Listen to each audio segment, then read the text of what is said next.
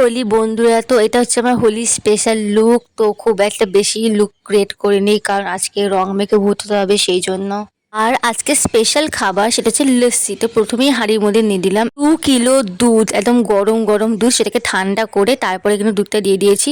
আর তারপরে একটা পেস্ট ছিল, সেই পেস্ট হচ্ছে অনেক কটা কলা, তার মধ্যে কাজু বাদাম ছিল, দেখতে পুরো আইসক্রিম মনে হচ্ছে না। তো যাই হোক, এবার সবকটা দিয়ে এবার ভালোভাবে মিক্স করে নিতে হবে, কারণ আজকের লস্যিটা কিন্তু খুব টেস্টফুল হতে চলেছে। আর তারপরে আরও বেশি স্বাদ করার জন্য কিন্তু দেওয়া হয়েছে হচ্ছে মাখা মিষ্টি, যেটা খেতে কিন্তু আমার বেশ ভালো লাগে। আর তারপর দেওয়া হয়েছিল 1 প্যাকেট দই, টক দই, যেটা কিন্তু ম্যান্ডেটারি।